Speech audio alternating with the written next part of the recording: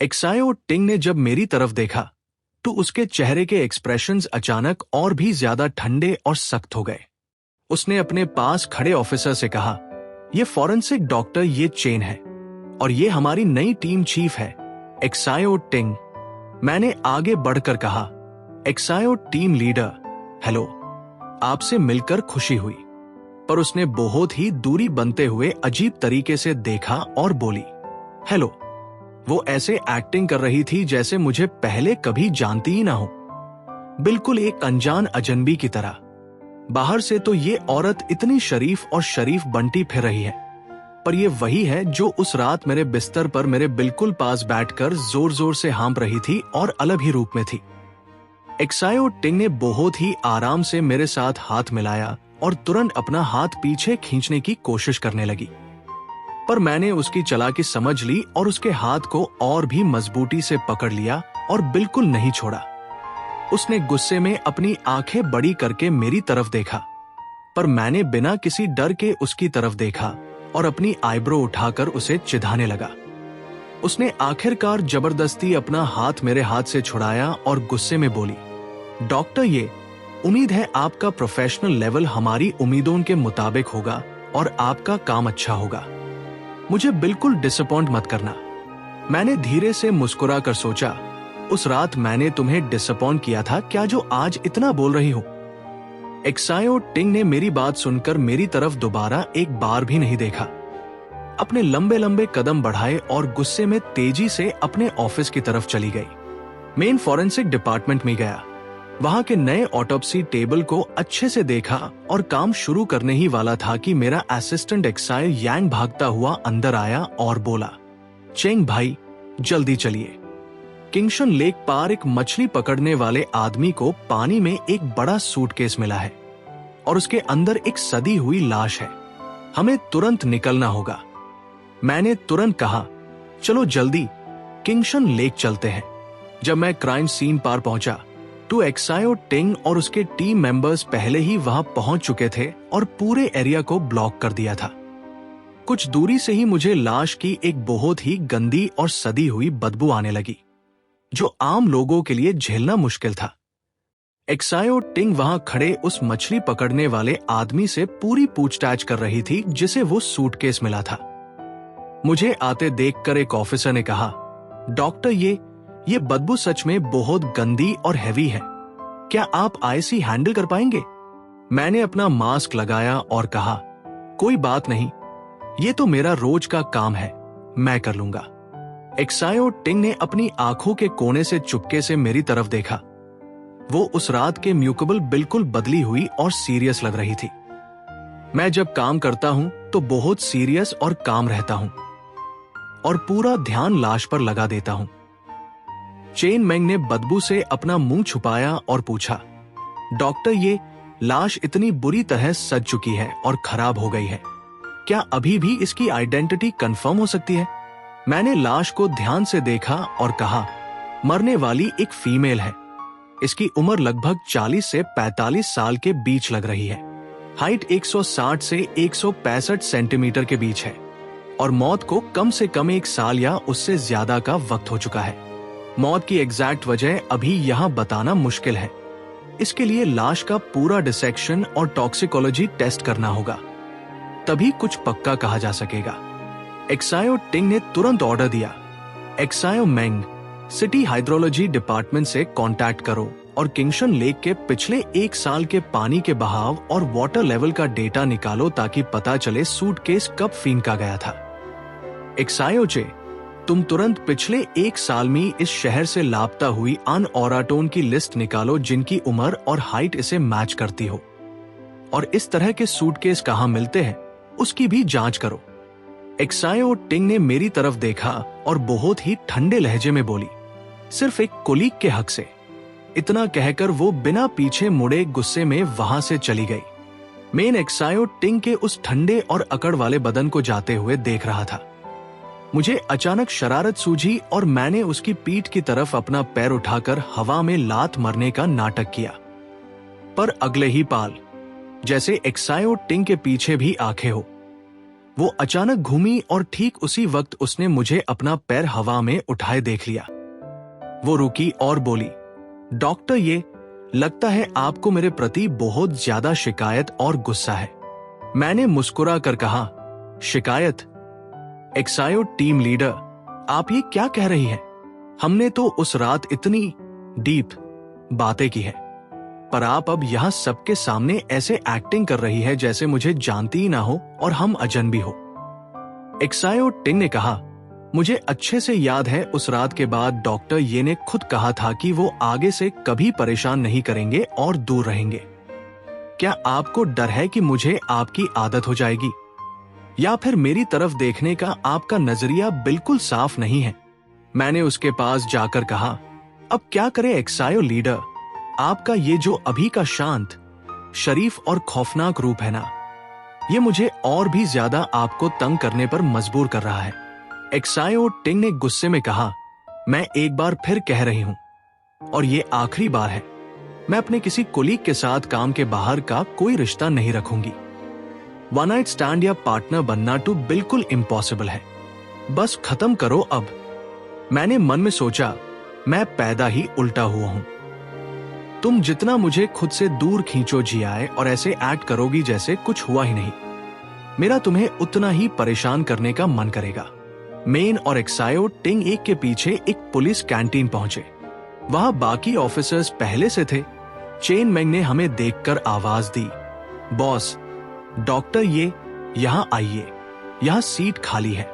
मैंने अपना सर हिलाया, खाना लिया और एक्सायो टिंग के बिल्कुल सामने सामने बैठ गया। हमने थोड़ी देर केस के बारे में बात की, फिर मूड लाइट करने के लिए चेन मेंग ने बातों का रुख बदला और बोली, डॉक्टर ये चलिए कुछ लाइट बातें करते हैं। आप इतने हैंडसम हैं, ऊपर से आपका फॉरेंसिक का काम भी इतना कमाल का है, क्या आपकी कोई गर्लफ्रेंड है? मैंने जवाब दिया, नहीं, मेरी कोई गर्लफ्रेंड नहीं है।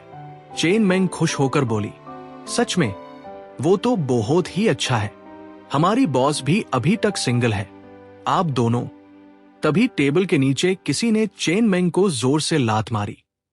चेन मेंग चिल्लाई, अरे किसने मुझे लात मारी? एक्सायो टिंग ने गुस्से में कहा, चेन मेंग, फालतू की जोड़ियां मत बनाओ, चुपचाप अपना खाना खाओ। चेन मेंग ने धीत होकर पूछा, बॉस, आप इतना बड़ा रिएक्शन क्यों दे रही हैं? कहीं आप अभी भी अपने अस एक्स-फियांसे से प्यार तो नहीं करती? अगर मैं कहूं तो वो आदमी देखने में हाय बिल्कुल घमंडी, मोटा और दिखवेबाज लगता था। वो आपके लायक बिल्कुल नहीं था। एक्सायो टिंग ने टेबल पर हाथ मारा और बोली, चेन मेंग, मैंने कहा ना अपना मुंह बंद रखो और खाना खाओ। क्या तुम्हें एक बार में समझ नहीं आता? चेन मेंग की हिम्मत अब कुछ बोलने की नहीं हुई। मैंने उस गुस्से वाली एक्सायो टिंग को देखा और अचानक टेबल के नीचे अपना पैर बढ़कर उसे एक लात मार दी। एक्सायो टिंग ने कोई रिएक्शन नहीं किया, वो बंटी रही। मैंने जब ये देखा तो यूज जानबूझकर एक और लात मार दी। एक्सायो टिंग अचानक खादी हो गई और बोली, मेरा पेट भर गया, मैं जा रही हूं। चेन मेंग ने पूछा, बॉस को क्या हुआ? इतने गुस्से में क्यों हैं? कहीं सच में उनका वो टाइम तो नहीं चल रहा? खाना खाने के बाद मैं बाहर आया तो मुझे मेरे दोस्त एक्साई इबाई का फोन आया। उसने फोन उठाते ही चिल्लाना शुरू किया, ओल्ड ये, हेलो, मैं बहुत गुस्से में हूं। मेरा तो गुस्से से खून खाल रहा है, दिमाग खराब हो गया है। मैंने यूं शांत करते हुए कहा, काम डाउन एक्साई इबाई, पहले धीरे से बताओ क्या हुआ, किसने तुम्हें इतना परेशान किया है? एक्साई इबाई ने कहा, वो साला कमीना, रास्कल्स। मेरा मन कर रहा है कि अभी के अभी उसके सामने जाओ और उसके 2 टुकड़े कर दूं। मैंने अभी अपने एक फेक अकाउंट से आज जिगोलो का वेचैट स्टेटस देखा।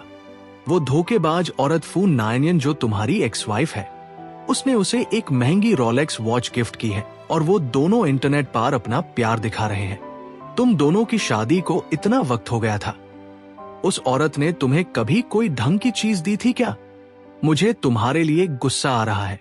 मैंने एक गहरी सांस ली और कहा, ये बाई, मेरी बात सुनो। उस साले का वेचैट देखना बंद करो और यूज डिलीट कर दो। मेरा फोन नायनियन से अब कोई लेना देना नहीं है। जिस दिन हमने डिवोर्स पेपर साइन किया था उसी दिन से वो अपना रास्ता देख रही है और मैं अपना। वो किसी को रोलेक्स दे या अपना प्यार दिखाए, मुझे कोई फर्क नहीं पड़ता। और तुम्हें भी इस सब पर गुस्सा होने की जरूरत नहीं है। वो दोनों इस लायक नहीं है कि हम अपना मूड खराब करें। एक्साई यिबाई ने गुस्से में कहा, वो औरत बिल्कुल अंधी है जो तुम जैसे अच्छे और महान आदमी को छोड़कर उस कचरे के पास गई। वो बाद में बहुत पछताएगी। देख लेना, एक दिन वो तुम्हारे पैरों में आएगी, पक्का पछताएगी।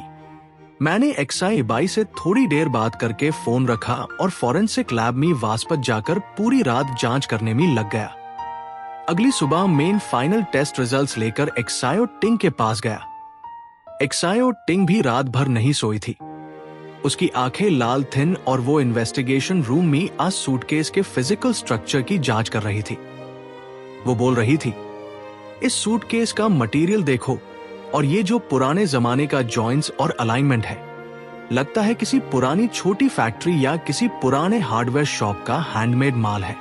एक्सायो ही, तुम पता लगाओ कि इस शहर या इसके आसपास के एरियाज में पहले कौन सी पुरानी हार्डवेयर फैक्ट्रीज या लेदर फैक्ट्रीज इस तरह के बैग्स बनती थीं। खासकर उन पर ध्यान देना जो अब बंद हो चुकी है या नए बिजनेस में जा चुकी है।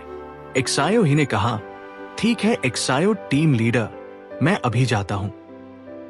जब वो बाहर जा रहा था तो उसने मुझे देखा और जल्दी से बोला, डॉक्टर ये आप आए हैं, क्या आप एक्सायो टीम लीडर को दूध रहे हैं? एक्सायो टिंग ने पीछे मुड़कर मेरी तरफ देखा। मैंने आगे बढ़कर अपने हाथ में पकड़ी रिपोर्ट यूज दे दी और कहा, रात भर काफी मेहनत के बाद ये इनिशियल रिजल्ट्स माइल है। स्कल के 3D रिकंस्ट्रक्शन और चोट के निशान से पता चलता है कि जिस ब्लंट वेपन से वार किया गया था उसका सरफेस लगभग 10 सेंटीमीटर डायमीटर का एक गोल शेप था जिसके एजेस थोड़े कर्व्ड और काफी हार्ड था। इनिशियल चेक से ये किसी बेड क्रिस्टल या ग्लास के एस्ट्रा के बॉटम से मैच करता है। साथ ही कपड़ों के फाइबर्स के अंदर हमें एक बहुत ही हल्की खुशबू के ट्रेसेस माइल है। एनालिसिस के बाद पता चला है कि ये एक स्पेसिफिक रोज परफ्यूम ब्रांड है जो मार्केट में बहुत कम मिलता है और महंगा है। एक्सायो टिंग खुश हुई और बोली, आपने जो इन्फॉर्मेशन दी है वो बहुत काम की है।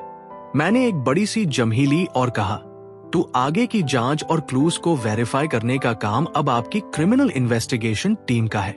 मैं अब सोने जा रहा हूं। अगर और जगा तो मैं मर जाऊंगा। मैं जब अपनी गाड़ी से घर लौट रहा था मैंने देखा एक्सायो टिंग अपनी टीम के साथ इन्वेस्टिगेशन के लिए बाहर जा रही थी।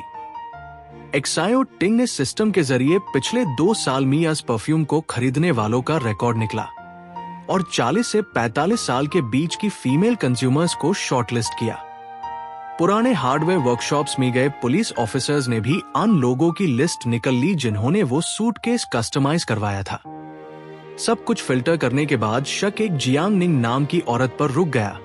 एक्सायो टिंग ने सारी फाइल्स टेबल पर रखी और बोली, जियांग निंग, फीमेल, 42 साल।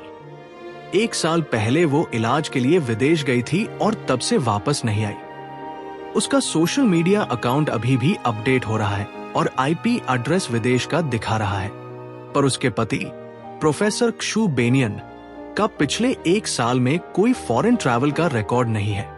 कम्युनिटी और रिश्तेदारों से भी उसके इलाज के बारे में कोई सही जानकारी नहीं मिली। ये बहुत अजीब और सस्पिशियस लगता है। एक्सायो टिंग ने कम्युनिटी से मिली जियांग निंग का पूरा डेटा मुझे दिया और बोली, डॉक्टर ये आप थोड़ा जल्दी चेक कीजिए कि मरने वाली के टीथ पैटर्न्स और पेल्विस का शेप जियांग निंग के फिजिकल डेटा से मैच करता है या नहीं। मैंने कहा, ठीक है, मैं अभी टेस्ट करता हूं। दोपहर को मैंने फाइनल टेस्ट रिजल्ट्स एक्सायो टिंग को दे दिए और कहा, अब 100% कंफर्म है कि मरने वाली औरत जियांग निंग ही है। एक्सायो टिंग ने अपनी टीम को बुलाया और कहा, डॉक्टर ये की तरफ से कंफर्म हो गया है कि लाश जियांग निंग की है। आइडेंटिटी कंफर्म होने का मतलब है कि हमारी इन्वेस्टिगेशन को एक सही डायरेक्शन मिल गई है। ये अब कोई अनजान सदी हुई लाश का केस नहीं है, बल्कि ये जियांग निंग के खिलाफ एक सोची समझी प्लानिंग के साथ किया गया मर्डर है। सब लोग 5 मिनट में क्रिमिनल इन्वेस्टिगेशन डिपार्टमेंट के मीटिंग रूम में आओ। जियांग निंग, फीमेल, 42 साल, येचिंग यूनिवर्सिटी के आर्ट कॉलेज में फाइन आर्ट्स की लेक्चरर थी और नेशनल पेंटिंग में स्पेशलाइज थी। 3 साल पहले जियांग निंग अपने पेरेंट्स के साथ कार से जा रही थी, तब उनका एक बड़ा एक्सीडेंट हुआ जिसमें जियांग निंग तो भाग गई, पर उसके राइट रिस्ट की टेंडन बुरी तरह टूट गई, जिसे वो बारीकी वाली पेंटिंग करने के लायक नहीं रही। एक पेंटिंग लेक्चरर के लिए ये एक बहुत बड़ा झटका था। 1 साल पहले जियांग निंग ने इलाज के लिए विदेश जाने का प्लान बनाया।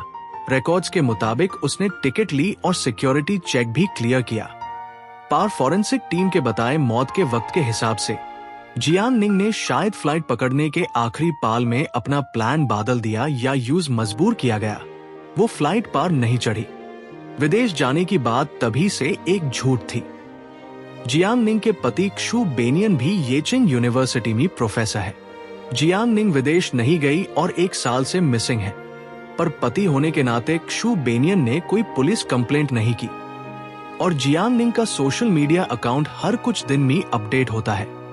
ऐसा वही किलर कर सकता है जिसके पास उसका फोन हो। अभी के हिसाब से क्षु बेनियन पर सबसे ज्यादा शक है। क्षु बेनियन को कस्टडी में लेकर इंटेरोगेशन रूम में लाया गया। एक्साई और टिंग अंदर आई।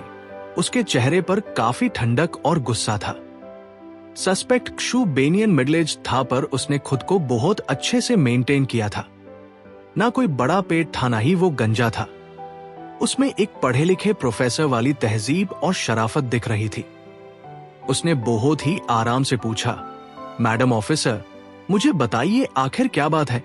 आप मुझे अचानक इस तरह से पुलिस स्टेशन में क्यों लेकर आए हैं?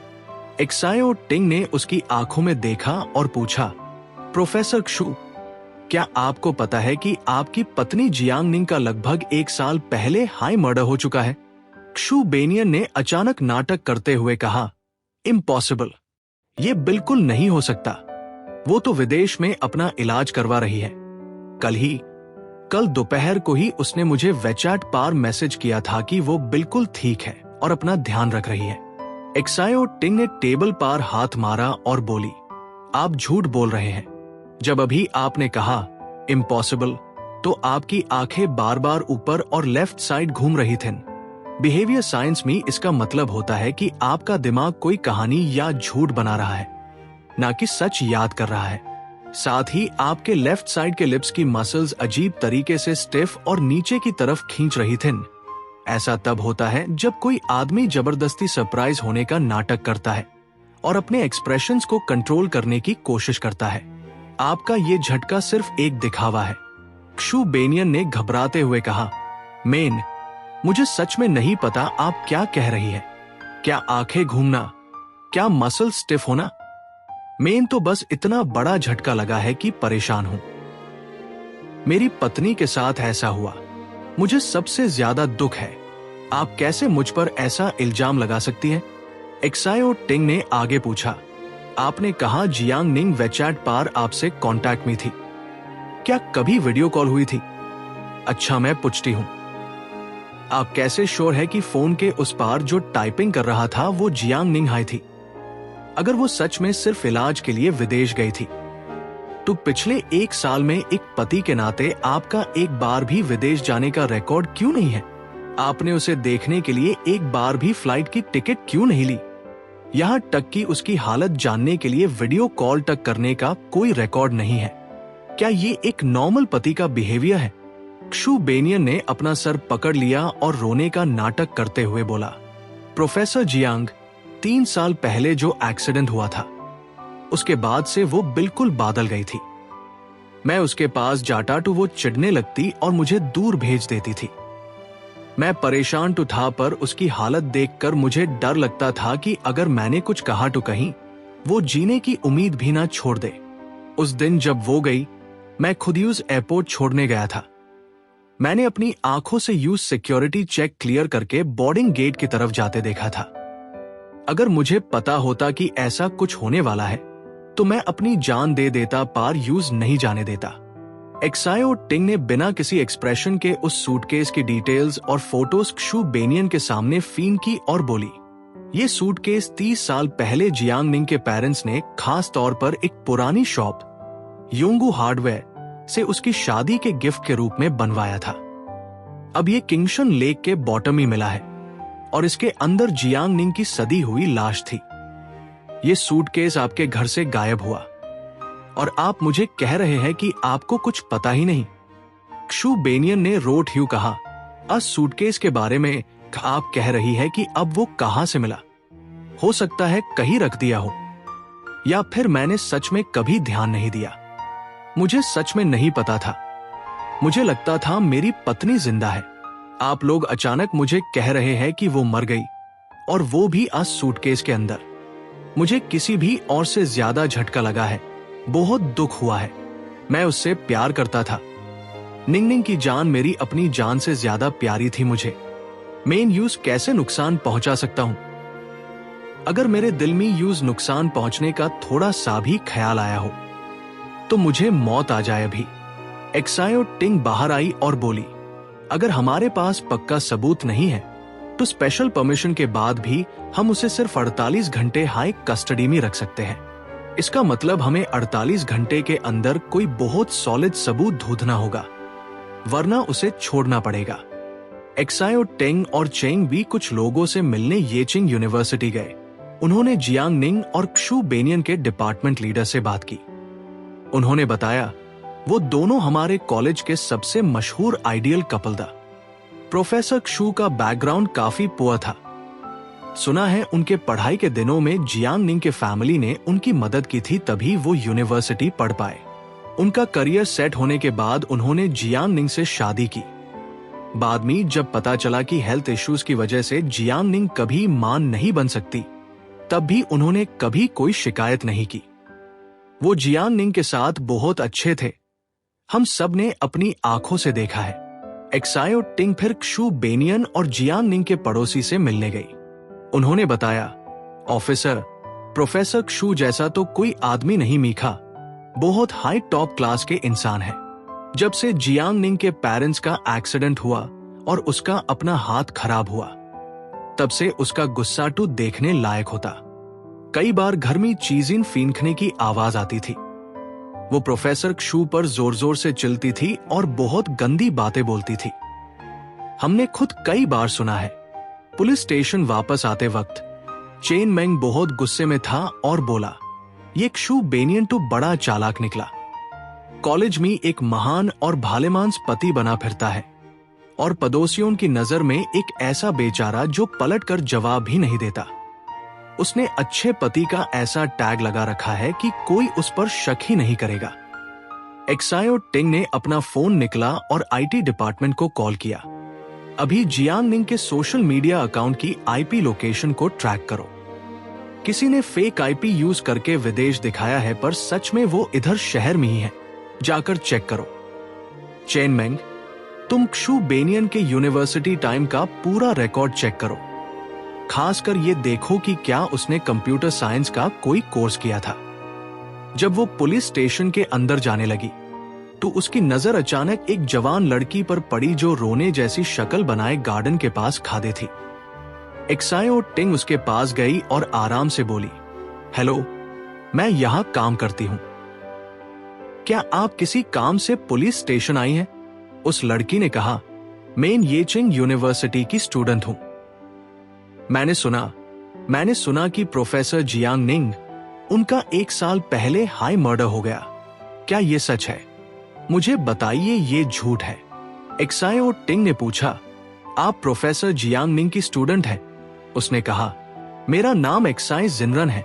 मैं प्रोफेसर जियांग की स्टूडेंट थी। मेरे घर की कंडीशन ठीक नहीं थी। एक वक्त पार फीस ना भर पाने की वजह से मैं कॉलेज छोड़ने वाली थी। पार प्रोफेसर जियांग को जब पता चला तो उन्होंने छुपकर मेरी फीस भर दी और मुझे हमेशा धौंस बंधाया। वो सच में एक बहुत अच्छी इंसान थे, सबसे अच्छी टीचर। उनके साथ ऐसा कैसे? एक्सायो टिंग ने उसे अंदर बुलाया। यहाँ लोग आते जाते रहते हैं, बात करना ठीक नहीं होगा। आप मेरे साथ अंदर आइए, हम किसी शांत जगह बैठकर बात करते हैं। एक्सायो टिंग उस लड़की को अंदर लेकर आया, यूज पानी पिलाया। जब उसकी हालत थोड़ी ठीक हुई तो एक्सायो टिंग ने आगे पूछा, एक्साई, मुझे बहुत दुख के साथ बताना पड़ रहा है कि प्रोफेसर जियांग निंग का सच में 1 साल पहले मर्डर हो चुका है। हम इस केस की जांच कर रहे हैं। अब मुझे आपसे जितना हो सके सही और बारीकी से जाना है कि आपने आखिरी बार प्रोफेसर जियांग को कब और किस सिचुएशन में देखा था। एक्साई जिनरन ने कहा, उस वक्त कॉलेज में फ्रांस जाने के लिए एक एक्सचेंज स्टूडेंट का बहुत वैल्यूएबल स्लॉट आया। प्रोफेसर जियांग मुझे बहुत सपोर्ट करती थी तो उन्होंने डिपार्टमेंट के बेड लीडर से मेरे नाम की सिफारिश की थी। लगभग मेरा नाम फिक्स हो चुका था, पर बाद में पता नहीं क्या हुआ, अचानक नाम बदल दिया गया। प्रोफेसर क्षू ने अपने एक स्टूडेंट लिन क्यानकिन की सिफारिश कर दी। मैंने जब आखिरी बार प्रोफेसर जियांग को देखा था तो वो प्रोफेसर क्षू से इस एक्सचेंज स्टूडेंट के स्लॉट को लेकर बहुत गुस्से में बेहास कर रही थी। एक्सायो टिंग ने ध्यान से सुना और पूछा, लिन क्यानकिन, आपने अभी जिस स्टूडेंट का नाम लिया जिसे स्लॉट मिला था, उसकी पढ़ाई कैसी थी और प्रोफेसर जियांग निंग के साथ उसका रिश्ता कैसा? एक्साई जिनरन ने अपने आंसू पोंछे और बोली, मेरा रैंक क्लास में फर्स्ट था और लिन क्यानकिन का रैंक टॉप 20 के आसपास था। पार प्रोफेसर क्षू की सिफारिश की वजह से वो स्लॉट लिन क्यानकिन को मिल गया। मैं उस वक्त ड्राइंग रूम में थी और मैंने प्रोफेसर जियांग को बहुत गुस्से में प्रोफेसर क्षू पार चिलेट हुए सुना था। क्षू बेनियन, अगर तुमने लिन क्यानकिन को भेजने की हिम्मत की तो मैं तुम्हें कहीं का नहीं छोड़ूंगी और तुम्हारी सारी करतूत सबको बता दूंगी। एक्सायो टिंग ने कहा, ठीक है, आपने जो क्लूज दिए हैं वो बहुत इंपॉर्टेंट है। Thank you एक्साई। एक्साई जिनरन ने पूछा, क्या मेन प्रोफेसर जियांग को आखिरी बार देख सकती हूं? मैं उन्हें अलविदा कहना चाहती हूं। एक्सायो टिंग ने कहा, अभी केस की जांच चल रही है। जब सही वक्त आएगा, अगर आप चाहे तो एक स्टूडेंट के रूप में उन्हें देखने आ सकती है। एक्साई जिनरन ने कहा, थैंक यू ऑफिसर। उम्मीद है आप लोग जल्दी ही सच सामने लाएंगे ताकि प्रोफेसर जियांग की आत्मा को शांति मिले।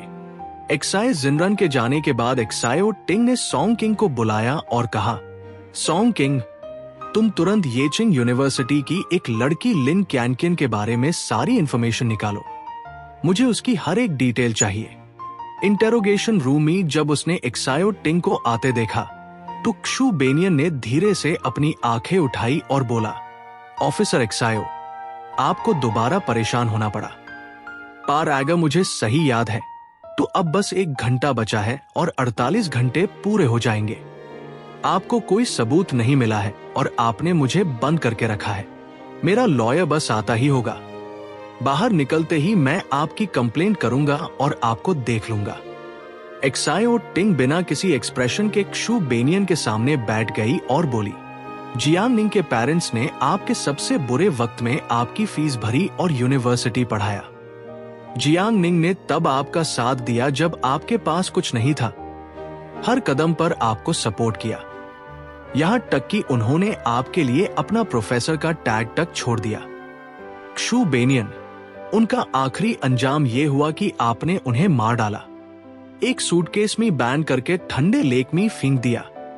क्षू बेनियन, क्या आपको थोड़ा सा भी पछतावा नहीं है? आपका ज़मीर बिल्कुल मर चुका है। क्षू बेनियन ने रोट ह्यू नाटक किया, मैडम ऑफिसर, मुझे सच में समझ नहीं आ रहा आप क्या कह रही है। मेरे सासुर ने मुझ पर एहसान किया था और निंग निंग भी मेरे साथ बहुत अच्छी थी। ये सब मेरे दिल में है, इसलिए तो मैं उससे और भी ज्यादा प्यार करता था, उसकी रिस्पेक्ट करता था। मुझे आज तक समझ नहीं आया कि उसका मर्डर कैसे हुआ। मुझे आप सबसे ज्यादा दुख है। आप लोग क्या करना चाहते हैं? अपने हक का गलत इस्तेमाल करके मुझे ताक कर जबरदस्ती झूठ कबूल करवाना चाहते हैं। चेन मेंग, जो बाहर से ग्लास के पीछे से देख रहा था, गुस्से में बोला, इस आदमी का ज़मीर तो लगता है कुत्ता खा गया है। कोल्ड ब्लडेड एनिमल्स भी आईसी देखकर अपना बाप मान लें। कितना बड़ा झूठ बोल रहा है। इंटेरोगेशन रूम में क्षू बेनियन ने एंट कर कहा, ऑफिसर एक्सायो, कहीं ऐसा तो नहीं कि आपको असली किलर नहीं मिला? तो आपने सोचा कि किसी को भी पकड़कर इस महान केस का पूरा ठिकरा मेरे जैसे एक दुखी पति के सर फोड़ दूं ताकि जल्दी केस क्लोज हो जाए और आपका नाम हो। एक्सायो टिंग ने उसकी इस बदतमीजी पर कोई रिएक्शन नहीं दिया। उसने अपने बैग से एक फाइल निकाली और कुछ फोटोज टेबल पर फेंक दिए और बोली, अपनी आंखें खोलो और खुद देख लो ये क्या है। क्षु बेनियन ने नीचे देखा और देखते ही उसके होश उड़ गए और वो शांत हो गया। फोटोज में लिन कैनकियन एक छोटे बच्चे को गॉड में लिए उसकी मां के साथ एक रेजिडेंशियल सोसाइटी से बाहर निकल रही थी। एक्सायो टिंग ने कहा, इस बच्चे के बर्थ सर्टिफिकेट पर फादर के नाम की जगह आपका नाम लिखा है, क्षु बेनियन। जियान निंग को आपके और लिन कैनकियन के चक्कर के बारे में पहले ही पता चल गया था। यहां तक कि उसे उसके प्रेग्नेंट होने की बात भी पता थी। आपको डर था कि वो आपकी इस गंदी करतूत को सबके सामने लाकर आपको कॉलेज और समाज में बर्बाद कर देगी, इसलिए आपने उसे जान से मार डाला। क्षु बेनियन ने चिल्लाकर कहा, नहीं, मैंने मर्डर नहीं किया। अगर मैंने अफेयर किया भी तो वो सिर्फ एक मॉरल इशू है, कैरेक्टर का मामला है। उस औरत की मौत से मेरा कोई लेना देना नहीं है। आप मुझे बिना सबूत के नहीं फंसा सकती। ठीक उसी वक्त आईटी डिपार्टमेंट का एक ऑफिसर अंदर आया और बोला, एक्सायो टीम लीडर, हमें जियांग निंग का फोन मिल गया है। वो वेस्ट आउटस्कर्ट्स के एक रेंटेड रूम में मिला है जो क्षु बेनियन के फादर के नाम पर लिया गया था। हमने क्षु बेनियन का यूनिवर्सिटी रिकॉर्ड वेरीफाई किया है। उसने सच में कंप्यूटर साइंस की क्लासेस ली थीं और वो वर्चुअल पोजीशनिंग और डेटा मास्किंग टेक्निक में एक्सपर्ट है। एक्सायो टिंग ने कहा, तुरंत इस फोन का फिंगरप्रिंट टेस्ट करो। क्षु बेनियन, फिंगरप्रिंट्स झूठ नहीं बोलते। तुमने जो फेक स्टेटस दलकर अपना क्राइम छुपाने की कोशिश की थी, उसका पर्दा अभी फैश होने वाला है। क्षु बेनियन का होश बिल्कुल खराब हो गया। वो चेयर पार ध्येय हो गया और रोने लगा। उसने अपने दोनों हाथ अपने सर पर रख लिए और उसकी आवाज बिल्कुल टूट गई। मैंने उसे मारने का नहीं सोचा था। वो खुद मुझे मजबूर कर रही थी, मुझे छोड़ नहीं रही थी। मैं एक वक्त पर जियांग निंग से सच में बहुत प्यार करता था। मैं तो एक पहाड़ी इलाके से आया हुआ एक गरीब लड़का था। हम हाई स्कूल से एक दूसरे को जानते थे। उस वक्त उसके मार्क्स मुझसे बहुत ज्यादा आते थे। जब वो देखती थी कि मुझे पढ़ने में मुश्किल हो रही है तो वो खुद आकर मुझे पढ़ाती थी।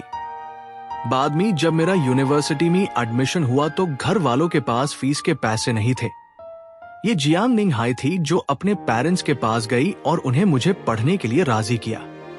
उस वक्त मैंने सोचा था कि मैं चाहे पूरी जिंदगी गुलाम बनकर रहूं, पर जियांग निंग को हमेशा खुश रखूंगा। उनके परिवार के एहसान का बदला चुकाऊंगा। हम दोनों ने यूनिवर्सिटी में काम शुरू किया, शादी की। सब लोग हमें आइडियल कपल कहते थे, पर कोई नहीं जानता कि मेरे दिल में कितना दर्द और घुटन थी। उसकी पेंटिंग्स को हर कुछ दिन में अवार्ड्स मिलते थे। वो मुझसे पहले प्रोफेसर बन गई। सब यही कहते थे कि क्षु बेनियन आज जो कुछ भी है, पहाड़ से निकलकर यहां तक पहुंचा है, वो सब जियांग निंग और उसके परिवार की वजह से है। जब भी मैं उसके पेरेंट्स के घर जाता था, उसके मम्मी पापा ऊपर से टू अच्छे बनते द पार उनकी बातों में हमेशा यही होता था कि निंग निंग ने नीचे शादी की है और मैं उनसे बहुत नीचे हूं। उनकी नजर में मैं हमेशा एक ऐसा गरीब लड़का था जो उनके एहसान पर खड़ा था। मुझे उस घर में उससे बेहास करने तक का हक नहीं था। वो फीलिंग ऐसी थी जैसे किसी अनजान जाल में फंस गया हूं, जो धीरे धीरे और टाइट होता जा रहा है और सांस नहीं आ रही। ये सारी बीजाटी, ये सारी घुटन मैंने बर्दाश्त की। मुझे लगा ये मुझे झेलना ही होगा, पर एक बात मुझसे या मियर परिवार से बर्दाश्त नहीं हुई। वो कभी मां नहीं बन सकती थी। डॉक्टर ने साफ कहा था कि प्रॉब्लम उसमें है, पर जानते हो उसने मुझसे क्या कहा था? कोई बात नहीं बेनियन, हम बिना बच्चे के ही रहेंगे ना। कहना बहुत आसान होता है। मेरा परिवार एक पुरानी सोच का पहाड़ी परिवार है। जब भी मैं घर फोन करता था, मेरी माँ रोती थी और कहती थी कि उन्होंने पिछले जन्म में क्या पाप किया था। मुझे लगा मैं उससे प्यार करता हूं, तो मैंने खुद को उस शादी में खींचने की कोशिश की। पर जैसे जैसे उम्र बढ़ने लगी, कोलीग्स को बच्चों के साथ फोटो पोस्ट करते देखा, अपनी मां को छुप कर रोते देखा तो मेरा दिल अंदर से टूट जाता था।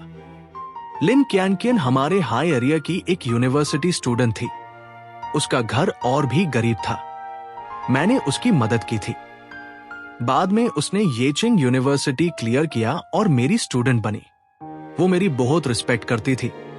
उसने कहा कि मैं बाकी सभी टीचर्स से बहुत अच्छा पढ़ता हूं, और उसने ये भी कहा कि मुझे प्रोफेसर जियांग निंग के नाम के पीछे छुपना नहीं चाहिए।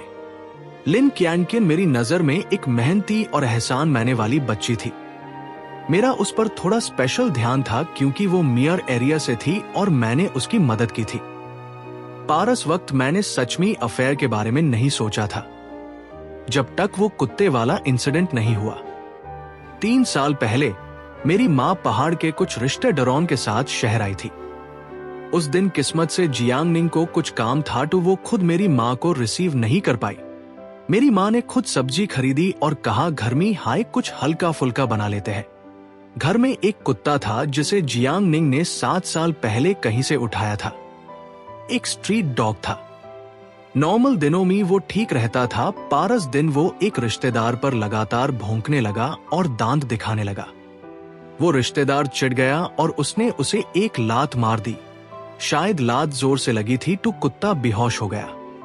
उस रिश्तेदार ने मेरी मां को भड़काया कि जब ये कुत्ता बेहोश हो ही गया है तो क्यों ना आईसी काट कर हॉटपॉट बना लें, सब मिलकर मजा करेंगे। बाद में जग जियांग निंग घर आई तो आते ही कुत्ते को धूधने लगी। जग नहीं मिला तो मेरी मां ने कह दिया कि कुत्ता बात नहीं सुन रहा था और खुद भाग गया। जियांग निंग को यकीन नहीं हुआ। उसने लिविंग रूम का सीसीटीवी फुटेज चेक किया। उसने फुटेज में सच्चाई देख ली। जब उसे पता चला कि उसके कुत्ते को उन्होंने मार कर खा लिया है तो वो तुरंत पागल हो गई। वो जोर जोर से चिल्लाने लगी और बात बहुत बढ़ा दी। उसने उन्हें घर से निकलने का ऑर्डर दे दिया। मेरी मां और रिश्तेदारों को घर से बाहर निकल दिया। इस बात से मेरी बहुत बेइज्जती हुई। जब मैं अपने गांव जाता था तो लोग मुझ पर उंगली उठाते थे। वो कहती थी वो मुझसे प्यार करती है, पर इतनी सी बात के लिए उसने मेरी इज्जत का थोड़ा सा भी ख्याल नहीं रखा। मेरी मां उस गुस्से की वजह से बीमार हो गई, पर वो एक बार भी गांव उन्हें देखने नहीं गई। वो और उसके पेरेंट्स दिल से मुझे नीचे ही समझते थे। एक कुत्ता इतना इंपॉर्टेंट हो गया। वो मां नहीं बन सकती थी। मैंने उसे एक बार भी ब्लेम नहीं किया। अगर उसके कुत्ते ने पहले मेरे रिश्तेदार को काटने की कोशिश ना की होती तो क्या मेरी मां उसे बनती? एक्सायो टिंग ने गुस्से से कहा, जियांग निंग ने उस कुत्ते को 7 साल तक पाला था। इसे पता चलता है कि वो कितनी केयरिंग थी। हो सकता है हर दिन ऑफिस से आते वक्त वो सबसे ज्यादा इस बात का वेट करती हो कि उसका कुत्ता उसकी स्लिपर्स मुंह में दबाए दौड़ कर आए। आपकी मां और रिश्तेदारों ने उसके कुत्ते को मार डाला। आपने सोचा उसके दिल पर क्या बीती होगा? क्षु बेनियन ने कहा, मुझे पता था वो परेशान है। मैंने भी कहा था कि अगर यूज नया कुत्ता चाहिए तो मेन यूज दिला दूंगा। उसने खुद ही मना कर दिया था। एक्सायो टिंग ने गुस्से में कहा, कुत्ता भी इंसानियत समझता है, पर आप नहीं समझते। आप सच में एक जानवर से भी गैबीते हैं। क्षु बेनियन ने पागलपन में हंसते हुए कहा, अगर मैं जानवर होता तो भगवान मुझे सजा देता ना, पर उन्होंने तो जियांग निंग के पेरेंट्स को उठा लिया। इसे पता चलता है कि भगवान भी उनसे तंग आ चुके थे। वो मुंह पर कहते थे कि मुझे अपना बेटा मानते हैं, पर दिल में मुझे हमेशा नीचे समझते थे। मेरे गांव के पेरेंट्स को नीचे समझते थे। जियांग निंग के पेरेंट्स के एक्सीडेंट के बाद और उसके हाथ में चोट लगने के बाद जब वो पेंटिंग नहीं कर पाती थी तो उसका मूड हमेशा खराब रहता था। छोटी छोटी बात पर वो मुझसे बेहास करने लगती थी। मैं तंग आ गया था। उस साल नए साल पर वो मेरे साथ गांव नहीं जाना चाहती थी। मैं अकेले चला गया। जब मैं रिश्तेदारों के घर गया तो सारी मौसियां और चचियान एक साथ बैठकर फिर से हमारे घर में कोई बच्चा ना होने की बातें करने लगी। वो सारी बातें सीधे मियां पेरेंट्स के चेहरे पर और मेरे दिल में सुई की तरह चुभती थीं। मेरी मां ने मुझे आखिरी वार्निंग दे दी कि अगर इस जिंदगी में उन्हें पोता देखने को नहीं मिला तो वो मरते दम तक अपनी आंखें बंद नहीं करेंगी। उस वक्त लिन कैनकिन की भी छुट्टियां थिन और वो गांव आई हुई थी। मेरा मूड खराब रहता था। मेरा अपना घर बिल्कुल ठंडा था और गांव में प्रेशर था। सिर्फ लिन कैनकिन हाई थी जो जानती थी कि मैं परेशान हूं। वो कभी कभी मेरे घर आती थी और मेरे साथ बैठकर बातें करती थी। लिन कैनकिन बहुत मीठी बातें करती थी। जब भी मैं उदास होता थी वो बहुत आराम से मुझे समझाती थी।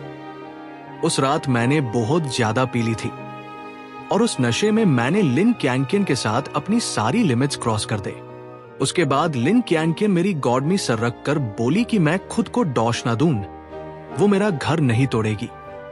उसने कहा कि वो मुझे बहुत पहले से पसंद करती थी। अगर वो मेरे साथ रह सकती है तो वो दूसरी औरत बनकर भी खुश है। एक जवान, सुंदर और आराम दीन वाली औरत जो आपकी रिस्पेक्ट करती हो, यूज कौन पसंद नहीं करेगा। एक बार होने के बाद दूसरी और तीसरी बार भी हुआ। मैं और लिन कैनकिन सबसे छुपकर ये सब करने लगे। उसने कभी कोई बड़ा डिमांड नहीं किया, बस शांति से मेरे साथ रहती थी। मैंने कभी डिवोर्स का नहीं सोचा क्योंकि मेरी और जियांग निंग की आइडियल कपल वाली इमेज सबके दिमाग में पक्की थी। जियांग निंग के परिवार में इतना बड़ा हादसा हुआ था। अगर मेन यूज इस वक्त छोड़ देता तो लोग मुझे धोखेबाज कहते। मैं चाहता था कि घर में पत्नी भी रहे और बाहर गर्लफ्रेंड भी। लिन कैनकिन मेरी स्टूडेंट थी तो किसी को हमारे रिश्ते पर शक भी नहीं होता था। ऐसे हाई 2 साल गुजर गए जो लिन कैनकिन हमेशा सीधी साधी बनती थी वो अचानक बहुत बोल्ड हो गई। एक बार जब जियांग निंग किसी काम से बाहर गई थी वो छुपकर मेरे और जियांग निंग के घर आ गई। उसने जियांग निंग का नाइट ड्रेस पहना, जियांग निंग का परफ्यूम लगाया और जियांग निंग के खरीदे ह्यू बेड पर लेटकर काफी मजा लेने लगी। शू बेनियन ने आगे बताया, उसने कहा कि इस तरह छुपकर पकड़े जाने का जो डर होता है ना, उसमें एक अलग हाई मजा आता है। सच में जैसा लिन कैनकिन ने कहा था, अस चक्कर के मेस में मेन बिल्कुल खो गया था। जब भी जियांग निंग घर नहीं होती थी मेन लिन कैनकिन को घर बुला लेता था। जियांग निंग ने लिविंग रूम का सीसीटीवी लगाया था। पार मेन कंप्यूटर एक्सपर्ट हूं। जब भी लिन कैनकिन आती थी मेन पहले हाई प्रोग्राम चेंज कर देता था ताकि जियांग निंग को कुछ पता ना चले। पार पाप कभी छुपता नहीं है। जियांग निंग को अलग अलग ब्रड्स के परफ्यूम्स कलेक्ट करने का शौक था। एक बार लिन कैनकिन आई और उनमें से एक परफ्यूम की बोतल लेकर चली गई। जियांग निंग ने इस बोतल को बहुत धूधा पार नहीं मिली। बाद में जब लिन कैनकिन मेरे ऑफिस आई तो जियांग निंग को मुझसे वही परफ्यूम की खुशबू आई। जियांग निंग ने इस वक्त सामने से कोई सवाल नहीं किया। उसने बहुत आराम से कहा कि वो किसी काम से बाहर जा रही है। मुझे लगा वो सच में जा रही है तो मैंने उसी रात लिन कैनकिन को घर बुला लिया। पार जो मैंने नहीं सोचा था। जब मैं लिन कैनकिन के साथ क्लोज हो रहा था तभी जियांग निंग अचानक वापस आ गई। उसने हमें रेंज हाथों पकड़ लिया। जियांग निंग ने तुरंत मुझे और लिन कैनकिन को 2-3 थप्पड़ मारे। मैं घुटनों पार बैठ गया और जियांग निंग से एक और मौका मांगने लगा। जियांग निंग ने मुझसे एक गारंटी लेटर लिखवाया। उस वक्त भी मेरे दिल में जियांग निंग को मारने का कोई ख्याल नहीं था। पार किस्मत देखो, लिन कैनकिन प्रेग्नेंट हो गई। जब मेरी मां को यह पता चला तो उन्होंने अपनी जान करने की धमकी दी और कहा कि मैं किसी भी तरह लिन कैनकिन के पेट में बच्चे को बचाओ वरना वो मर जाएंगी। कोई रास्ता नहीं था। मुझे प्रेशर में आकर लिन कैनकिन को एक्सचेंज स्टूडेंट बनाकर विदेश भेजना पड़ा ताकि वो बच्चे को जन्म दे सके। इस बात को लेकर जियांग निंग की मुझसे बहुत गंदी बहस हुई। उसने धमकी दी कि वो मुझे कॉलेज में और हर जगह बर्बाद कर देगी। उस वक्त जियांग निंग हमारे नए घर में नहीं रह रही थी बल्कि पुराने घर में रह रही थी। मुझे डर था कि कहीं जियांग निंग मेरी और लिन कैनकिन की बात सबको ना बता दे। मैं दोबारा उससे माफी मांगने गया। पार जैसे हाय मैंने दरवाजा खोला। मैंने यूज टीवी के सामने बैठे देखा। स्क्रीन पर मेरी और लिन कैनकिन की बेडरूम का वीडियो चल रहा था। उसने बहुत गुस्से से मेरी तरफ देखा और उसकी आंखों में सिर्फ नफरत थी। उसने कहा, शू बेनियन, अगर मैंने ये वीडियो कॉलेज के फंक्शन में सबके सामने बेड स्क्रीन पर चला दी तो सोचो तुम्हारा क्या होगा। तुम्हारा महान पति और महान प्रोफेसर का जो चेहरा है ना, जिसे तुमने इतनी मेहनत से बनाया है, वो एक पाल में बर्बाद हो जाएगा। मेन उसकी तरफ भगा, उसके हाथ से फोन छीन लिया और वीडियो डिलीट कर दिया। मेरी आंखों में डर देखकर वो जोर से हंसी और बोली, अब तुम्हें डर लग रहा है? जगलिन कियानकियन मेरी नाइट ड्रेस पहनकर, मेरा परफ्यूम लगाकर तुम्हारे साथ गंदी करतूत कर रही थी। टैब तुम्हें डर नहीं लगा? शू बेनियन, मैं इन 10 से 12 साल की उम्र से तुम्हारे साथ हूं। आज हमारे पास सब कुछ है। तुमने अफेयर किया, तुम बिल्कुल बीजमीर हो। तुम्हें शर्म नहीं आती? मैंने गुस्से में कहा, तुम्हें बहुत शर्म आती है क्या? अगर तुम्हें शर्म आती तो तुम इतनी कम उम्र में मेरे साथ ना आती। तुम्हें इतनी शर्म आती थी कि तुम मुझसे शादी करने के लिए पागल थे। मेरी बात सुनकर जियांग निंग ने मुझे एक थप्पड़ मार दिया और बोली, अगर मेन और मेयर पेरेंट्स ना होते तो क्या तुम आज यहां तक पहुंच पाते? शू बेनियन, तुमने मुझे धोखा करने की हिम्मत कैसे की? उसका यह कहना मेरी कमजोर इज्जत और ईगो पार चोट कर गया। मेरी आंखों में खून उतर आया, मेरा चेहरा बिगड़ गया और मैंने एक झटके में उसका गाला पकड़ लिया। उसने बहुत हाथ पैर मारे। पार मेयर दोनों हाथ लोहे की जंजीर की तरह उसके गेल पार कैसे ह्यूदा। अगर उसने मुझे बिल्कुल आखिरी रास्ते पार ना खड़ा किया होता तो मेन यूज नहीं मारता। उसके बाद मुझे और गुस्सा आया तो मैंने एस्ट्रे उठाकर उसके सर पार कई बार वार किया जब तक वो मर नहीं गई। जब मेन काम हुआ तो मुझे डर लगा कि पकड़ा ना जाओ, इसलिए मैंने उसकी लाश को सूटकेस में डाला और यूज लेक में फेंक आया। सारी बातें कबूल करने के बाद शू बेनियन जोर जोर से रोने लगा। उसके रोने में बहुत सारे अजीब एक्सप्रेशंस थे। वो खुद से नफरत कर रहा था कि उसने अपने हाथों से उस औरत का गाला घोट दिया जिसने यूज अंधेरे से निकलकर रोशनी दिखाई थी। मैंने पूरी इंटेरोगेशन देखी।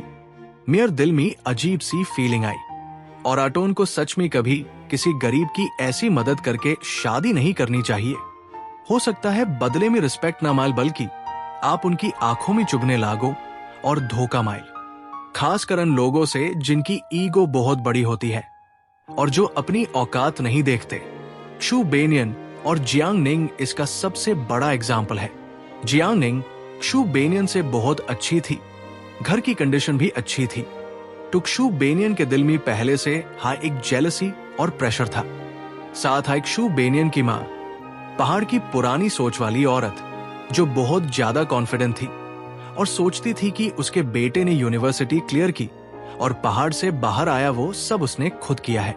वो कभी जियांग निंग और उसके परिवार का एहसान नहीं मनेगी, बल्कि सोचेगी उसका बेटा सुपर हैंडसम और महान है और जियांग निंग ने उससे शादी की है। खासकर जग जियांग निंग में एक बड़ा डिफेक्ट था कि वो मां नहीं बन सकती थी, इसलिए उसने बिना किसी डर के जियांग निंग के साथ साल पुराने कुत्ते को मारकर खा लिया और ऊपर से ऐंत कर बोला कि उसकी कोई गलती नहीं थी, वो तो बस एक जानवर था। एक्सायो टिंग इंटेरोगेशन रूम से बाहर आया और अपने टीम मेंबर से बोला, पिछले कुछ दिनों से आप सब ने बहुत मेहनत की है, आज कोई ओवर टाइम नहीं होगा, सब जल्दी घर जाकर आराम करो। मेन भी फॉरेंसिक रूम जाकर कार्ड स्वाइप करके निकलने वाला था कि तभी एक लंबे चौड़े लड़के को एक्सायो टिंग के पास आते देखा। एक्सायो टीम लीडर चेन मेंग ने बताया, चेंग भाई, इसका नाम सू यिबाई है, ये एटी इंफॉर्मेशन सेंटर से है। आपके आने से पहले ये हमारी डिपार्टमेंट का सबसे हैंडसम लड़का था, पार आपके आने के बाद अब ये टैग आपका हाई होगा। मैंने कहा, फालतू की बातें मैट करो हैंडसम वैंसम की। सू यिबाई ने कहा, चेंग भाई सही कह रहे हैं। मैंने देखा सू यिबाई एक्सायो टिंग के पीछे पीछे उसके ऑफिस में चला गया। चेन मेंग बोली, हमारी बॉस सच में बहुत पॉपुलर है, पता नहीं उनके एक्स फियांसे ने अनपार क्या जादू किया था। इतने सारे प्रपोज करने वालों में से वो सिर्फ उसी घमंडी और उन्हें नीचे समझने वेल के पीछे पागल थे। मैंने पूछा, आपकी बॉस के पीछे बहुत लोग हैं क्या? चेन मेंग ने कहा, हाँ ना। सू यिबाई की बात छोड़ दू, वो जब भी हमारी बॉस को देखता है तो उसकी आंखों में दिल बैठ जाते हैं। पहले एक सुपर रिच बिजनेसमैन का किडनैप हुआ था, हमारी बॉस ने हाई यूज बचाया था। उसके बाद से वो बॉस पार लट्टू हो गया और हर दिन 99 रोजेस भेजता था। हमारी बॉस ने सीधे वार्निंग दे दी कि अगर दोबारा यहां आया तो हैरासमेंट का केस कर देगी। मैं इमेजिन कर सकता हूं ऐसा सीन सच में एक्साइयो टिंग जिसे कोल्ड और घमंडी लॉग हाई बोल सकते हैं। आमेंग, तुम अपनी बॉस से मैट जालो, तुम भी बहुत सुंदर हो। मौका मिलते हाय भाई तुम्हें किसी हैंडसम लड़के से मिलवाएगा। चेन मैंग खुश हुई। तुम्हें पहले हाय चेन भाई को थैंक यू बोल देती हूं। मैंने कार्ड स्वाइप किया और ऑफिस से निकलकर एक सुपरमार्केट गया। पिछले कुछ दिनों से बहुत बिजी था और नए रेंटेड अपार्टमेंट में शिफ्ट हुआ था, तो खुद कभी खाना बनाकर नहीं खाया था। मैं इन बैग्स लेकर लिफ्ट में गया। लिफ्ट का दरवाजा बैंड होन हाई वाला था कि अचानक किसी ने बाहर से बटन दबाया और लिफ्ट का दरवाजा फिर से खुल गया। एक्सायो टिंग को वहां देखकर मेरी आंखों में एक झटका लगा। मैंने देखा एक्सायो टिंग ने मेरी तरफ देखा तक नहीं, तो मैंने भी सोचा कि अनजान बैन जाटा हूं। उसने लिफ्ट का बटन क्यों नहीं दबाया? कहीं वो मेरे हाई फ्लोर पार तो नहीं रहती? कहीं यूज पता तो नहीं चल गया कि मैं यहां रहता हूं? उसने हाय कहा था ना कि कोलीग्स के साथ दोस्ती नहीं करती। बिल्कुल होशियार बैन रही है शांत लड़की। मेरा रेंटेड अपार्टमेंट 6th फ्लोर पर था। लिफ्ट रुकने के बाद मैं पहले बाहर आया। पार मेरी आंखें पीछे एक्सायो टिंग पार हाई थे और वही हुआ, वो भी मेरे पीछे पीछे बाहर आई। मेन कॉरिडोर में थोड़ा आगे गया और अचानक घूमकर उसके सामने खड़ा हो गया। एक्सायो टिंग को उम्मीद नहीं थी कि मैं घूम जाऊंगा। यूज रुकने का मौका नहीं मिला और उसका बदन सीधे मेरी छाती से टकरा गया। एक्सायो टिंग जल्दी से 2-3 कदम पीछे हटी, यूज देखकर जैसे मैं कोई जहरी सांप हूं। मुझे गुस्सा भी आया और हंसी भी। मैंने अपने हाथ के बैग्स नीश रखे और 2 कदम आगे बढ़ा। एक्सायो टिंग इस बार पीछे नहीं हटी। उसने अपनी आंखें उठाकर मुझे देखा। तुम क्या कर रहे हो? मैंने नीचे देखा। खिड़की से आने वाली रोशनी उसके शांत चेहरे पर पैड़ रही थी। उसमें एक अलग हाई कशिश थी। अस रात के कमाल के एक्सपीरियंस को याद करके मैंने अपनी जीभ लिप्स पार फेरी। उसने गुस्से से अपनी ब्राउ सिकोड़न, ये चेन, थोड़ा तमीज से रहो। मैंने उस लड़की की आंखों में देखा जैसे कुछ छुपा रही हो। मुझे तुम्हारा वो चेरी खाने वाला सीन याद आ गया। उसका चेहरा बिल्कुल लाल हो गया और वो बोली, अगर कोई काम है तो बोलो। अस रात के एक्सपीरियंस को याद करके अगर इसका चेहरा बिल्कुल सैम ना होता तो मुझे शक होता कि कहीं इसका डबल कैरेक्टर तो नहीं है। तुम क्या नाटक कर रही हो? तुम मेरे पास नहीं आई थी क्या? तुमने हाय कहा था ना कि कोलीग्स को पार्टनर नहीं बनती। तुम मेरे पीछे पीछे यहां तक कैसे आ गई? मुझे नहीं पता था कि एक्सायो टीम लीडर इतनी एक्टिव है कि खुद घर तक आ गई है। एक्सायो टिंग ने गुस्से में कहा, मुझे छोड़ो। मैंने देखा एक्सायो टिंग मेरे अपार्टमेंट के सामने वेल दरवाजे पार गई, पासवर्ड डाला और अंदर चली गई और जोर से दरवाजा बैंड हो गया। मैं शॉक हो गया। एक्सायो टिंग मेरे पीछे नहीं आई थी, बल्कि वो पहले से हाई मेरे सामने वेल घर में रहती थी। मेरा दिमाग बिल्कुल घूम गया, चेहरा शर्म से लाल हो गया। मैंने एक गहरी सांस ली, जमीन से बैग्स उठाए और दौड़कर अपने अपार्टमेंट में घुस गया। मैं बाथरूम में गया और ठंडे पानी से मुंह धोया। काफी देर बाद मेरे चेहरे की गर्मी कम हुई। खाना खाते वक्त मैंने अपने भाई एक्साये यिबाई से थोड़ी देर बात की। बात खत्म करके मैंने इस साले का कांटेक्ट ब्लॉक कर दिया। सब कहते हैं कि अच्छा पार्टनर जिंदगी संवर देता है, पर मुझे लगता है वो नियानियन तो बिल्कुल जहर थी। जो पास जाएगा वो बर्बाद होगा। भाई, तुम अपना दिल छोटा मैट करो। एक धोखेबाज औरत की वजह से दुनिया की सारी औरातों को गलत मैट समझो। मेरा मूड अब बिल्कुल सेट था। औरटीना, जब तक सुंदर है टैब तक चलता है, पार शादी करके घर लाना तो नुकसान का सौदा है। मेरी माँ का फोन आया और उन्होंने कहा कि वीकेंड पार घर आकर खाना खाओ। माँ, हाँ समझ गया, वीकेंड पाना, ठीक है, मैं आ जाऊंगा खाना खाने। फोन रखने के बाद मैं एक्साये यिबाई को मैसेज करने हाय वाला था कि अचानक मैंने देखा जो मैसेज मैंने भेजा था वो उसके चैट बॉक्स में नहीं था। मेन चैट से बाहर आया तो देखा ऑफिस के ग्रुप में 99+ मैसेजेस आए। ह्यूदा, मैंने क्लिक करके देखा और देखते हाय मेयर होश उड़ गए। मैंने वो मैसेज गलती से ऑफिस के ग्रुप में भेज दिया था और अब यूज डिलीट करने का ऑप्शन भी चला गया था। मेरी इस बात पर पूरे ग्रुप में हंगामा मच गया था। मेन शर्म से मरने वाला था। क्या मैं अभी ग्रुप छोड़ सकता हूं? मैंने चैट हिस्ट्री चेक की तो एक मैसेज पर मेरा ध्यान गया। आगे से कभी बाहर रूम लेकर हमारे डिपार्टमेंट का नाम खराब मैट करना। मुझे इतना गुस्सा आया कि मेरे लिप्स कांपने लगे।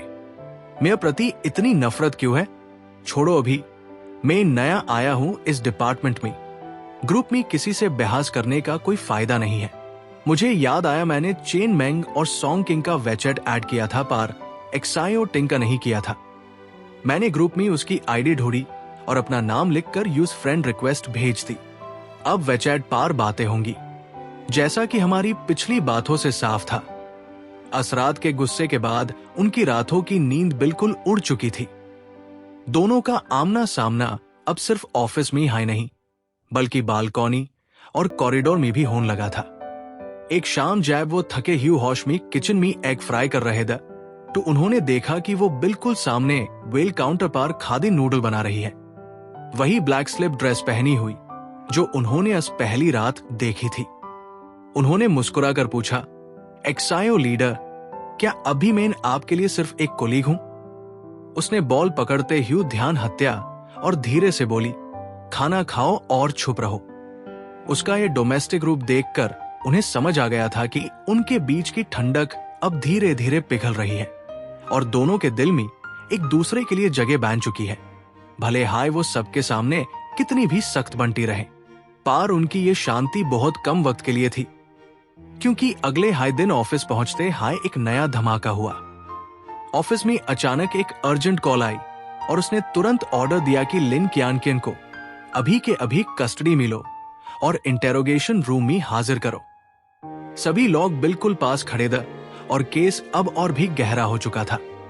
शू बेनियन के कन्फेशन के बाद लिन क्यानकिन विदेश से वापस लौट आई थी और आसपार जियांग निंग के मर्डर में प्लानिंग और कंस्पिरेसी का पूरा शक था। उसने फोन रखा। उसकी आंखों में किलर को सजा दिलाने की वही पुरानी आग थी और उसने उनकी तरफ देखा और कहा कि हमें लाश का एक और माइक्रो एग्जामिनेशन करना होगा क्योंकि लगता है कुछ छूट रहा है। हम तुरंत एक नए क्राइम सीन पार भागे जहां शहर के बाहर एक पुरानी अबैंडन्ड इंडस्ट्रियल फैक्ट्री में एक और मेल बॉडी मिली थी। उन्होंने अपना फॉरेंसिक व्हाइट कोट पहना और टेबल पर राखी अस खून से लथपथ लाश की जांच शुरू की, जबकि वो हमेशा की तरह क्लिपबोर्ड लेकर पास खादी क्लूज नोट कर रही थी।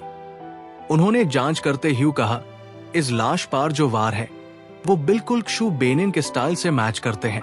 पार ये मौत उसके अरेस्ट होने के बाद हुई है। इसका मतलब बाहर कोई और है जो इस प्योर गेम को चला रहा है। उन्होंने एक दूसरे की तरफ देखा और समझ गए कि ये केस जितना सीधा दिख रहा था उससे कहीं ज्यादा डेंजरस मोड़ ले चुका है। इस डेंजरस और आखिरी केस को मिलकर सुलझाने के बाद उनके रिश्ते का सारा डर और कंफ्यूजन हमेशा के लिए खत्म हो गया। कहानी का सबसे हसीन अंजाम अब सामने था। पुलिस स्टेशन के उसी बिजी एनवायरनमेंट में जहां वो पहली बार माइल था, उन्होंने उसका हाथ अपने हाथों में लिया और उसकी उंगली में एक चमकती हुई डायमंड रिंग पहना दी। उसने शार्मेट ह्यू और मुस्कुराकर उनकी तरफ देखा। उसकी आंखों में अब वही गहरी मोहब्बत थी जो आज पहली रात शुरू हुई थी, जब उन्होंने सोचा था कि वो दोबारा कभी नहीं मिलेंगे।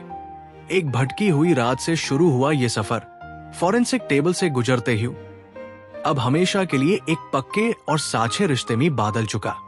दोस्तों, तो ये था हमारी इस अधूरी और शिद्दत भरी कहानी का आखिरी और सबसे हसीन मोड़। एक ऐसी भटकी हुई रात जिसे दोनों ने आखिरी समझा था, वही उनके हमेशा के साथ की शुरुआत बन गई। कैसे एक दूसरे से शुरुआत में भगने वेल आखिरी में एक दूसरे के सबसे बेड सपोर्ट सिस्टम बन गए। ये देखकर सच में दिल खुश हो गया। प्योर वीडियो में जो थ्रिल, सस्पेंस और दोनों की नोकझोंक थी, उसने इस कहानी को एक अलग हाई लेवल पार पहुंचा दिया। आपको ये पूरी वीडियो और इस कहानी का एंडिंग ट्विस्ट कैसा लगा? क्या आपने सोचा था कि उनका अंजाम इतना हसीन होगा या आप कुछ और एक्सपेक्ट कर रहे थे? मुझे कमेंट सेक्शन में अपने थॉट्स जरूर बताना, क्योंकि मैं आप सभी के कमेंट्स पढ़ने के लिए बहुत एक्साइटेड हूं। अगर आपको दोनों की ये केमिस्ट्री और इस केस का थ्रिल पसंद आया हो तो वीडियो को दिल से एक लाइक जरूर देना और अपने दोस्तों के साथ शेयर करना मत भूलना। अगर चैनल पर नए हो तो अभी सब्सक्राइब कर लो और बेल आइकन दबा दो, ताकि ऐसी हाई बेहतरीन कहानियां आप तक सबसे पहले पहुंचे। मिलते हैं अगली एक और धमाकेदार और इमोशनल कहानी के साथ। टैब तक के लिए अपना ध्यान रखना। लव यू ऑल और बाय बाय। दोस्तों, तो ये था हमारी इस अधूरी और शिद्दत भरी कहानी का आखिरी और सबसे हसीन मोड़। एक ऐसी भटकी हुई रात जिसे दोनों ने आखिरी समझा था, वही उनके हमेशा के साथ की शुरुआत बन गई। कैसे एक दूसरे से शुरुआत में भगने वेल, आखिरी में एक दूसरे के सबसे बेड सपोर्ट सिस्टम बन गए। ये देखकर सच में दिल खुश हो गया। प्योर वीडियो में जो थ्रिल, सस्पेंस और दोनों की नोकझोंक थी, उसने इस कहानी को एक अलग हाई लेवल पर पहुंचा दिया। वैसे अगर सच बताओ दोस्तों, तो इस कहानी को देखकर एक बात तो साफ है, हर लड़के की लाइफ की स्टोरी कुछ ऐसी हाई होती है। शुरुआत में लगता है कि सब कुछ भटका हुआ है, लाइफ में कोई डायरेक्शन नहीं है और जो मिल रहा है वो बस टेम्परेरी है। हर लड़का अपनी लाइफ में एक ना एक बार इस फेज से जरूर गुजरता है, जहां यूज लगता है कि शायद अब सब खत्म हो चुका है या अब कुछ नया नहीं बादल सकता। लेकिन लाइफ का रूल है, जब आप सबसे कम एक्सपेक्ट करते हो तभी सबसे बड़ा ट्विस्ट आता है। जैसे हमारे हीरो के साथ हुआ, पहले गुस्सा, फिर दूरियां, फिर ऑफिस का वही डेली स्ट्रेस और वही पुरानी लड़ाइयां। लेकिन हर मर्द के अंदर एक पेशेंस होता है, जो वो चुपचाप किचन में खड़े होकर या अपने काम में डूब कर दिखता है। वो हर चीज को बर्दाश्त करता है, हर मुश्किल से लड़ता है और आखिर में अपनी मेहनत और शिद्दत से उस लड़की का दिल जीत हाई लेता है जिसे वो चाहता है। ये हर उस लड़के की कहानी है जो मुश्किलों के सामने झुकता नहीं है, बल्कि उनका सामना करके अपने लिए एक हसीन अंजाम खुद लिखता है। फॉरेंसिक टेबल से लेकर रिंग पहनाने तक का सफर हम सबको यही सिखाता है कि अगर इरादे साचे हो तो किस्मत को भी बदलना हाई पड़ता है। आपको ये पूरी वीडियो और इस कहानी का एंडिंग ट्विस्ट कैसा लगा? क्या आपको भी लगा कि हाँ, हर लड़के के साथ लाइफ में ऐसा हाई होता है? मुझे कमेंट सेक्शन में अपने थॉट्स जरूर बताना, क्योंकि मैं आप सभी के कमेंट्स पढ़ने के लिए बहुत एक्साइटेड हूं। अगर आपको दोनों की ये केमिस्ट्री और इस केस का थ्रिल पसंद आया हो तो वीडियो को दिल से एक लाइक जरूर देना और अपने दोस्तों के साथ शेयर करना मत भूलना। अगर चैनल पर नए हो तो अभी सब्सक्राइब कर लो और बेल आइकन दबा दो, ताकि ऐसी हाई बेहतरीन कहानियां आप तक सबसे पहले पहुंचे। मिलते हैं अगली एक और धमाकेदार और इमोशनल कहानी के साथ। टैब तक के लिए अपना ध्यान रखना। लव यू ऑल और बाय बाय।